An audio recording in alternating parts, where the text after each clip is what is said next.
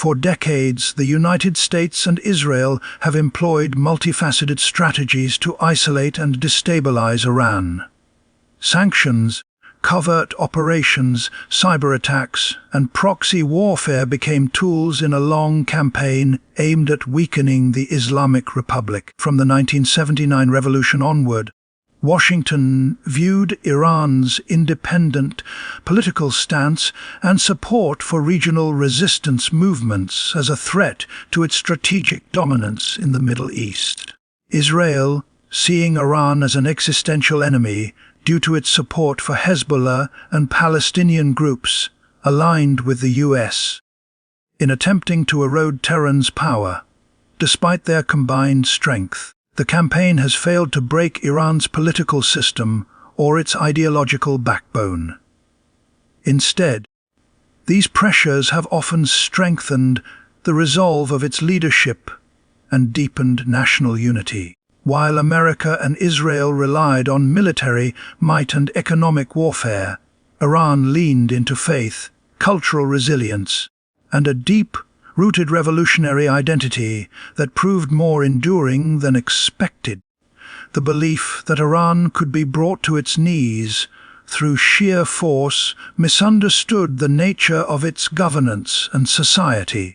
Western analysts frequently underestimated the role of religious conviction and ideological resistance in Iranian politics. The Islamic Republic was not simply a geopolitical actor, but a movement born of a spiritual and anti-imperialist awakening. This wasn't a regime sustained only by fear or repression, but one deeply entwined with a popular narrative of resistance against global arrogance. The American strategy, reliant on sanctions and diplomatic isolation, assumed rational cost. Benefit calculations would drive Iran to capitulate. But Iran's political elite, from the supreme leader to the Revolutionary Guard, consistently chose principles over compromise when it came to sovereignty and ideological values. Even under crippling sanctions, Iranian leaders portrayed their defiance as a divine duty. This mindset, far from crumbling under pressure, helped mobilize internal solidarity and shaped Iran's global posture as a symbol of resistance. One of the most significant miscalculations was the assumption that economic hardship would lead to popular uprisings capable of toppling the regime. Indeed, Iran has faced immense economic strain, especially after the US withdrawal from the JCPOA in 2018 and the re-imposition of sanctions under the maximum pressure campaign. However, rather than fostering regime change, these measures often strengthened hardline factions within the government. Moderate voices who had advocated for diplomacy were discredited, and the narrative of Western betrayal gained traction among the population. While economic protests have occurred, they have not resulted in a coherent or sustained movement capable of dismantling the Islamic Republic. This is in part because many Iranians, even those critical of the government, are also deeply suspicious of foreign intervention. The collective memory of the 1953 CIA coup and the imposed Iraq-Iran war shapes a national consciousness that resists external control. Force bred resilience rather than submission. Israel's covert campaign against Iran's nuclear program is another case study in failed pressure tactics. Targeted assassinations of Iranian scientists, sabotage operations like the Stuxnet cyberattack, and intelligence operations were designed to halt or delay Iran's nuclear ambitions.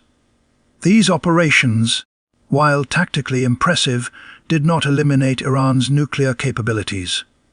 Instead, they further justified Iran's desire for deterrent power. In the eyes of the Iranian establishment, such acts confirmed their long-standing belief that Western powers would never allow Iran to thrive as a sovereign state.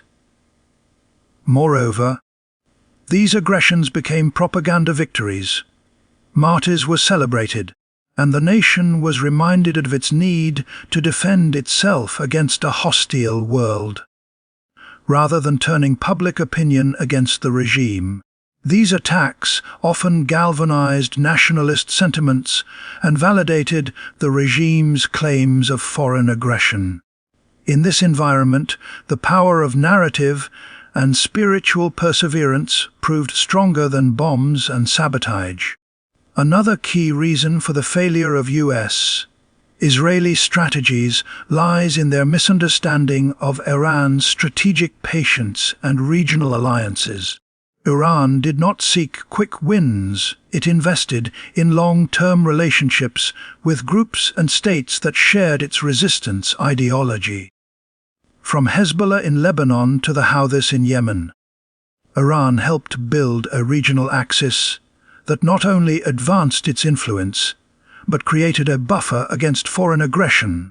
These alliances allowed Iran to project power asymmetrically and increase its leverage without relying on conventional military strength. Even under sanctions, it sustained these relationships through ideological and material support. The result was a region where American and Israeli moves often triggered countermeasures from Iran's network of allies. This strategic depth, grounded in shared faith and anti-imperialist ethos, proved difficult for traditional military doctrines to counter. Iran's soft power, fused with religious loyalty and political training, became a weapon as potent as any missile. Iran's internal stability, while imperfect, remained intact even as external forces hoped for collapse. Political dissent and public dissatisfaction do exist in Iran, as in any country. But the Islamic Republic has adapted and evolved over the decades, navigating internal tensions through a mix of authoritarian control and institutional reform. Elections, even within a limited framework, offer a release valve for popular frustration. The regime has learned from past crises and developed an intelligence and security apparatus capable of managing unrest. More importantly, many Iranians, particularly the working class and rural populations, still view the Islamic Republic as a bulwark against foreign domination. The narrative of faith under siege resonates deeply in a society shaped by historical trauma and collective sacrifice. While elites in Washington and Tel Aviv banked on societal collapse, Iran's political culture, shaped by martyrdom and defiance, allowed it to endure waves of aggression and preserve its sovereignty. The cultural dimension of Iranian resistance has been perhaps the most overlooked aspect. Poetry, cinema, and religious rituals all contribute to a national identity that prizes resistance as a virtue. The annual commemoration of Ashura, mourning the martyrdom of Imam Hussein, reinforces a moral framework of sacrifice in the face of tyranny. This is not merely religious symbolism, it's political education. By aligning itself with these narratives, the Islamic Republic turned theological heritage into revolutionary doctrine. In contrast, the American and Israeli approach was largely materialist, focused on economic and military disruption. But they were playing on the wrong field. Where they brought sanctions, Iran brought sermons. Where they launched airstrikes, Iran invoked Kabbalah. This cultural power served as a wellspring for endurance, convincing many Iranians that their struggle had cosmic significance. Faith, in this sense, became both a shield and a sword, arming the soul even when the body suffered. Even in global diplomacy, Iran turned isolation into a source of strength. Cut off from Western markets, Iran diversified its partnerships with countries like China, Russia, and Venezuela. It deepened ties with non-Western blocs, presenting itself as a victim of imperial injustice and an advocate for a multipolar world. This narrative found resonance among nations frustrated with US hegemony. Iran's diplomatic corps became adept at using global forums to expose Western double standards on human rights and sovereignty. The sanctions regime, instead of isolating Iran completely, often exposed the limitations of American influence in a changing global order. Through resilience, creativity, and strategic communication, Iran transformed what was intended as punishment into a platform. The West's assumption that the world would uniformly align against Iran ignored the fractures in international politics. By adapting to its constraints, Iran not only survived, but sometimes thrived in a world no longer fully dominated by US interests. American policy toward Iran often suffered from short-term thinking and domestic political pressures. Each administration wanted quick results, either to showcase strength or to dismantle the legacy of its predecessor. This led to contradictory strategies: diplomacy under Obama, maximum pressure under Trump, and cautious engagement under Biden. Iran, meanwhile, maintained a consistent ideological trajectory grounded in Islamic principles and national sovereignty. Its leadership played a long game, willing to endure hardship for decades, if it meant preserving the revolution's core ideals. The lack of strategic continuity in Washington contrasted sharply with Tehran's endurance. While American presidents changed every 4 to 8 years, Iran's supreme leader has guided policy since 1989. This consistency allowed Iran to weather cycles of engagement and hostility without abandoning its foundational values. In this contest between electoral politics and theocratic permanence, faith proved to be a more stable compass than political expediency. Israel, for its part, found itself increasingly isolated in its approach to Iran. While some Arab nations shared its concerns, particularly about Iran's regional influence, few were willing to embrace open confrontation. The Abraham Accords offered temporary alliances, but even these countries preferred a balance of power over escalation. Israel's rhetoric about an imminent Iranian nuclear threat often failed to persuade the international community, especially as Iran insisted on its right to peaceful nuclear energy.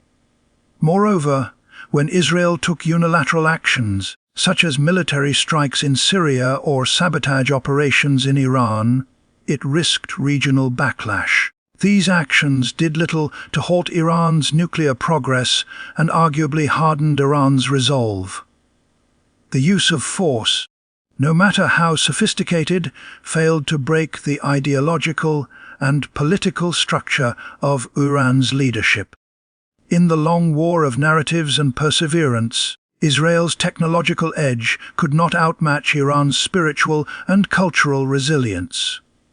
Ultimately, the West's failure to break Iran lies in its misunderstanding of power itself. For Washington and Tel Aviv, power was defined by tanks, sanctions, drones, and alliances. For Iran, power resided in belief, identity, and a cause perceived as just. This is not to romanticize Iran's political system, which has its flaws and faces real challenges.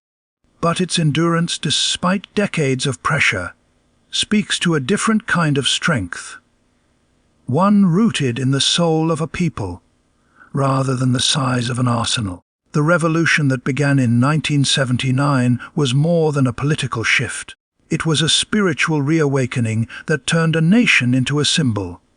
While the US and Israel sought to dismantle this with external force, they missed the internal engine that drives it.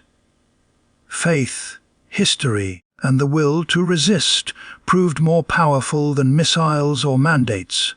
The story of Iran's survival is not just about politics. It is a lesson in the limits of coercive power. Attempts to crush a people's will through military might and economic strangulation often lead to unintended consequences. When faith is deeply embedded in national identity, it becomes a shield against even the most sophisticated forms of aggression.